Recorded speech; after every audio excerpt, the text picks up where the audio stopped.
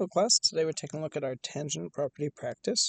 First thing is just some basic vocabulary. So we know that a radius in a circle is any line between the outside edge of a circle and the center of the circle. So that'll be our radius. A diameter is any line from an outside edge through the center and to the opposite edge. So that'll be our diameter. And then our new one today was a tangent line. And a tangent line is a line outside the circle that just touches that circle once. So this would be our tangent line. And it only touches the circle one time at that green dot there. Now in our work, we found out that a tangent line always forms a 90-degree angle, or is perpendicular with the radius of a circle at the point of tangency. So in questions where they tell us that we have a line, like line AB, that is drawn tangent to the circle at point T, we know that there will be a radius from the center of the circle to that point of tangency, and we know that that will form a 90-degree angle with the radius. So we know that, for example, here that angle OTA is 90 because it's tangent to the circle. Now, the next piece of information they tell me, after they tell me that we are drawn tangent, is that they tell me that angle OAT is 23 degrees. Now remember that in a three-letter angle, the middle letter of that angle will be where the angle is. So here we're going to have an angle of 23 degrees at point A. And if we go ahead and add ourselves a line here from O to A, we know that our angle starting at O, going over to A, and then back to T, that angle inside here is 23 degrees.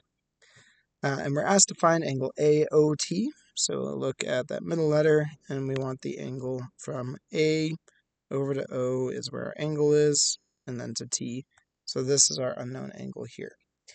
So for this, we're going to go ahead and we're going to look at the triangle OAT, entire thing, and we're going to use the 180-degree rule. The 180-degree rule says that all of the angles in a triangle should add together to make 180 degrees. So for example, our angle AOT, the one that we want, plus our angle OTA, which is our 90 degrees, plus our green angle there, which is angle OAT, which they told us is 23 degrees. All those together should add up to make 180 degrees. Now we don't know what angle AOT is, but that is what we're trying to solve for. And it's the only unknown in this equation, which means we can solve for it. To solve for that unknown angle, we're going to go ahead and undo what's being done to it. So the opposite of adding 90 is subtracting 90, and the opposite of adding 23 is subtracting 23. And that'll isolate that unknown angle. So once we do that, we're going to do 180 minus 90 minus 23, and that'll give us 67 degrees is the value of angle AOT. In question 3, we are told that we have a circle with center O, and it has a diameter of 5 centimeters, which is shown for us. We are told that John draws a 10 centimeter line AB, and it is tangent to the circle at point A. So again, because we know that this line is tangent to the circle at point A, we know that there is a right angle between the tangent line and a radius, which goes from that point of tangency to the center. So we have that right angle for our tangent line right there. Okay. First thing we're asked is how far is point B away from point O? So let's go ahead and connect those. We want to know how far is point B away from point O. So the first thing that we want to solve for is the length of line BO. Remember, whenever we're solving for lengths, we want to go ahead and use Pythag. That's the only thing that solves for lengths. And what are we using Pythag in? We're using it in the right triangle. Let's call it ABO. A to B to O. Now, in order to do that, I need two known sides of this right triangle. I do know this side here is 10. They told that to me, and it is marked. I'm looking for this blue side here, so that's the one I definitely don't know. That tells me I need to know what that red side is. And the red side is a radius. it goes from the center of the circle to the outside edge. And so that radius is going to be half of the diameter. Our diameter was 5, so our radius is going to be 2.5. We now have a right angle triangle, so let's solve it using Pythagoras. Pythagorean theorem says that a squared plus b squared is equal to c squared, and that is only true when c is the side across from the right angle. So in this case, c is the one we don't know. The other two are a and b in any order, so it doesn't really matter. So we'll substitute our 2.5 radius for a. We'll substitute our 10 centimeter side for b. And we don't know what c is, so we'll leave it as c. Next thing we're going to do is evaluate those squares. So 10 squared is easy. 2.5 squared, we can either use the squared button or multiply by itself, is 6.25. That'll be equal to c squared. Adding those together, we'll get 106.25 is equal to the value of c squared. To isolate c, I need to undo the exponent of 2. And the opposite of squaring something is to square root it. As usual, what I do to one side of the equation, I got to do the other as well. And I'll cancel out that squared. Now, I don't know what the square root of 106.25 is off the top of my head. I do know it's an irrational number since that's not a perfect square, but I know it'll be a little bit bigger than 10. So let's go ahead and square root it. We'll get our 106.25. Square root that. Get 10.3077. And we were instructed to round to the nearest tenth, so we'll say 10.3 units centimeters is the value of c. And again, there is no c in the original question, and so we'll call that line BO. I'll say point B is 10.3 centimeters away from O. Second thing we're asked for is, what is the distance between point B and the edge of the circle along line BO? So what we want for in that second question is this distance here. And to get that, what we're going to do is we're going to observe that the entire blue line, which is line BO, is equal to 2 parts. We've got the part from the center to the edge of the circle, and then this other part that we want from the edge of the circle to point B. So let's go ahead and name this intersection point here. I'm going to name that Z, although you can name it whatever you want. I'll say that the overall blue line, BO, is equal to OZ, this inside part here, and then plus ZO.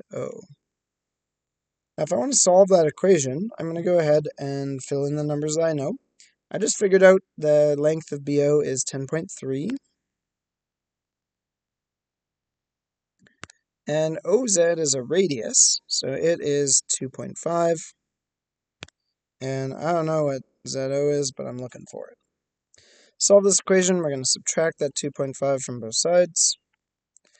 And so we'll do our 10.3, take away our 2.5, gives me about 7.8.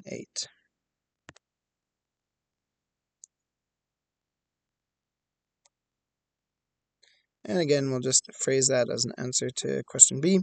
So we'll say point B is 7.8 centimeters from the edge of the circle.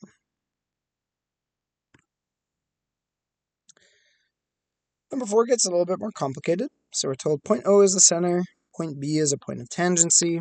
Let's go ahead and fill in our right angles that we know because point B is a point of tangency. We're asked to determine the unknowns x, y, and z. So obviously some of those are angles and some of those are side lengths. So let's take a look. I'm going to start by solving for side x. And side x here is a side of a right angle triangle. So I'm going to look at triangle AOB. And I'm going to solve that triangle using Pythag. We draw that triangle in. We've got side 9 between A and B. We've got 6 between B and O. And we've got our x is the one that we want between A and O. So let's go ahead and solve this using Pythag. As always, the C will be across from the right angle. So in this case, x serves the role as C. My other two numbers are A and B in any order. 9 squared is 81, 6 squared is 36. That'll be equal to my unknown x squared. 81 plus 36 gives us 117. And we'll square root both sides of that equation to solve for just x. And that gives me about 10.6. 10.8, excuse me. We don't have any units in this question, so we'll just leave it as the number 10.8. Let's solve for y next. Y is also a side of a right triangle. So let's go ahead and observe that y is part of triangle OBC. And triangle OBC, drawn a little bit simpler, looks like this. We've got our unknown y here. We've got our 6 on the side. And they tell us that O to C is 12. So let's go ahead and solve this using our Pythag. Again, across from the right angle will be the side C in terms of Pythag. So we'll set this up that our y squared will serve the role of A, 6 squared will serve the role of B, and 12 squared serves the role of C. And we'll solve this for our y. So 6 squared, 36, 12 squared, 144. We're going to subtract our 36 from both sides to isolate our y squared. 144 minus 36 gives us 108. And we'll square root both sides to cancel out the squared. And we get y is about 10.39. So let's round that to the nearest tenth. So y is about 10.4. And then our final one is angle Z. So Z is an angle in a triangle. It's also in triangle OBC. We're going to apply the 180-degree rule for triangles to solve for that angle Z. What that says is that all the angles in a triangle must add together to make 180 degrees. So Z at the top corner there, plus our 90 degrees that's at angle B, plus our 30 degrees that's at vertex C, should add together to make 180. We're going to solve this equation by subtracting 90 and 30 from both sides of the equation. 180 take away 90 is 90, take away another 30 is 60 degrees there for angle Z. So 3 things to do in that one, some angles, some sides, but they weren't really intermixed with each other or depending on each other. The final one here, question 5, we've got a circular mirror with a radius of 20 centimeters. It is hung using a 30 centimeter wire that is attached to the outside of the mirror at 2 points. How far above the top of the mirror should the hook be installed on the wall? So we've got our 30 centimeters of wire here going up to the hook and back down to the edges of the mirror. The mirror itself has a radius of 20 in any direction, and so we actually know that this is a radius of 20 as well. And we want to know how far above the top of the mirror should the hook be installed on the wall. So this is the distance that we want. Where is, how much is that? So first thing I'm going to notice is that the line of the string touches the circle at exactly 1 point. And what that tells me is that I have a right angle here because it's tangent to the circle. So our string is going to be tangent to the circle, touches the circle at 1 point, and that gives me a right angle in here. I'll draw that a bit nicer for that. So if we go ahead and draw out the triangle that we have there, I'm going to draw it just a little bit more flat. I've got along the radius that 20. I've got 15 going upwards from my right angle. And then somewhere along this line, I've got 20. And then this is the value that I want here, this unknown little piece there. Do a little bit of highlighting.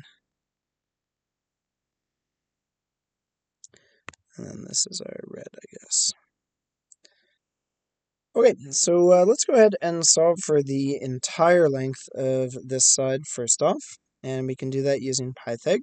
So we're going to set up our a squared plus b squared is equal to c squared. These two are touching the right angles, so they are A and B.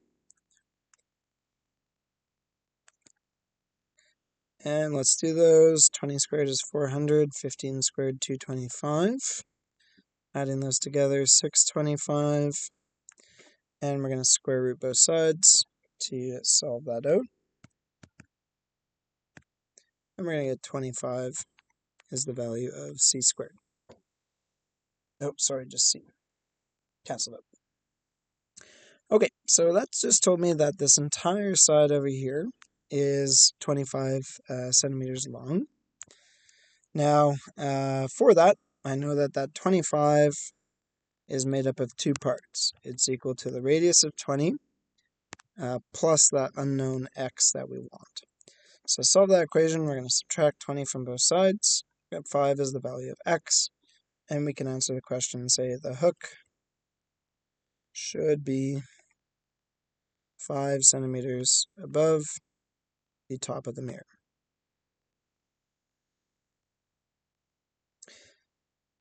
So I hope that's helped you with this practice using the tangent line property.